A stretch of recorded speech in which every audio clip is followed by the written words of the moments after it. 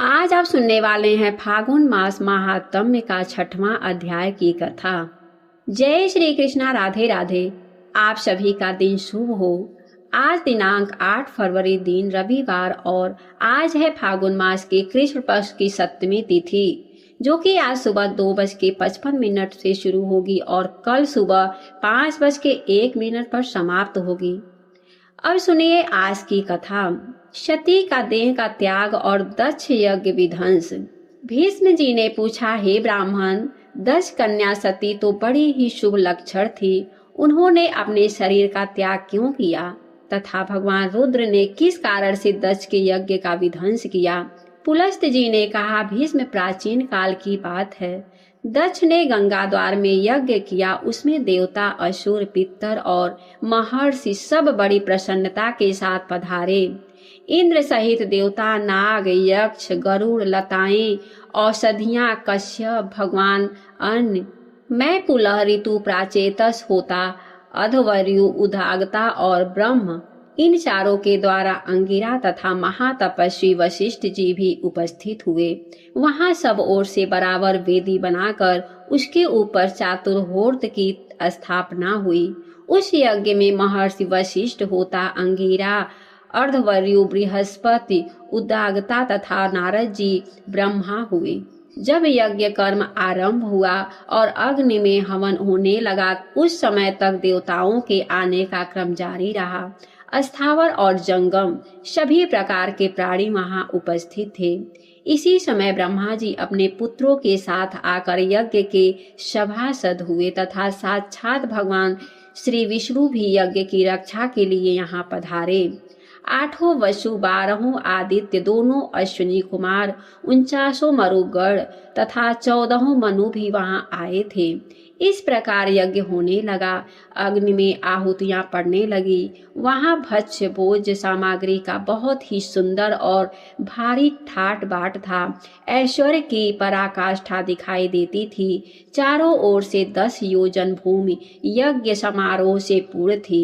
वहां एक विशाल वेदी बनाई गई थी जहां सब लोग एकत्रित थे। शुभ लक्षण सती ने इन सारे आयोजनों को देखा और यज्ञ में आए हुए इंद्र आदि संपूर्ण देवताओं को लक्ष्य किया। इसके बाद वे अपने पिता से विनय युक्त वचन बोली। सती ने कहा, पिताजी, आपके यज्ञ में संपूर्ण देवता और ऋषि पधारे हैं। देवराज इंद्र अपनी धर्म पत्नी सची के साथ ऐरावत पर चढ़कर आए हैं। पापियों का दमन करने वाले तथा धर्मात्माओं के रक्षक परम धर्मिष्ठ यमराज भी धूमोड़िक साथ दृष्टिगोचर हो रहे हैं। जल जंतुओं के स्वामी वरुण देव अपनी पत्नी गौरी के साथ इस यज्ञ मंडल में सुशोभित हैं।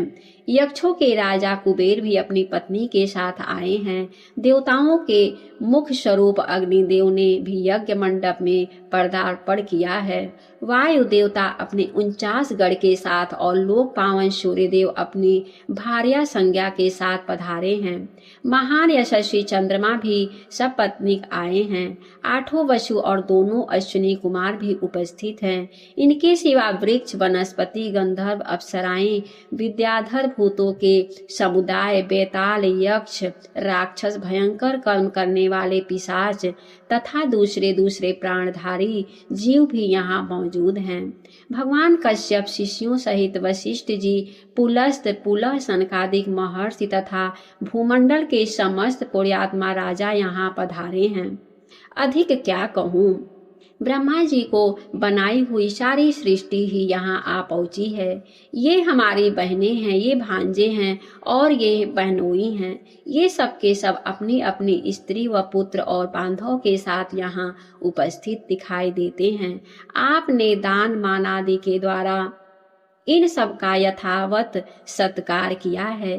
केवल मेरे पति भगवान शंकर ही इस यज्ञ मंडप में नहीं पधारे हैं। इनके बिना यह सारा आयोजन मुझे सुना सुना सा ही जान पड़ता है।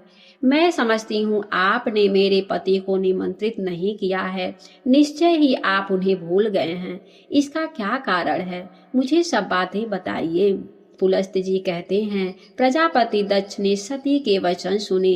सती उन्हें प्राणों से भी बढ़कर प्रिय थी। उन्होंने पति के स्नेह में डूबी हुई परम सौभाग्यवती पतिव्रता सती को गोद में बिठा लिया और गंभीर होकर कहा, बेटी सुनो, जिस कारण से आज मैंने तुम्हारे पति को निमंत्रित नहीं किया है वह सब मैं ठीक ठीक बताता हूँ। वे अपने शरीर में राख लपेटे रहते हैं, त्रिशूल और दंड लिए नंग धड़ंग सदा शमशान भूमि में ही विचरा करते हैं। ब्याग चर्म पहनते हैं और हाथी का चमड़ा ओढ़ते हैं। कंधे पर नरमुंडों की माला और हाथ में खटवांग, यही उनके आभूषण हैं। वे नागराज वासुकी को यज्ञोपवीत के रूप में धारण किए रहते हैं और इस रूप में वे सदा इस पृथ्वी पर भ्रमण करते हैं। इसके सिवा और भी बहुत से घृणित कार्य तुम्हारे पति देवता करते रहते हैं। यह सब मेरे लिए बड़ी ही लज्जा की बात है। भला इन देवताओं के निकट वे उस अभद्र भेष में कैसे बैठ सकते हैं? जैसा उनका वस्त्र है उसे पहनकर वे इस यज्ञ मंडप में आने योग्य नहीं हैं। बेटी, इन्हीं दोषों के कारण तथा लोक लज्जा के भय से मैंने उन्हें नहीं बुलाया। जब यज्ञ समाप्त हो जाएगा तब मैं तुम्हारे पति को ले आऊंगा और त्रिलोकी में सबसे बढ़ चढ़कर उनकी पूजा करूंगा, साथ ही तुम्हारे भी यथावत सत्कार करूंगा। अतः इसके लिए तुम्हें खेद या क्रोध नहीं करना चाहिए। भीष्म प्रजापति दक्ष के ऐसा करने पर सती को बड़ा शोक हुआ। उनकी आंखें क्रोध से लाल हो गईं। वे पिता की निंदा करती हुई बोली, हे तात, भगवान शंकर ही संपूर्ण जगत के स्वामी हैं। वे ही सबसे श्रेष्ठ माने गए हैं। समस्त देवताओं के जो ये उत्तमोत्तम स्थान प्राप्त हुए हैं, ये सब परम बुद्धिमान महादेव जी के ही दिए हुए हैं।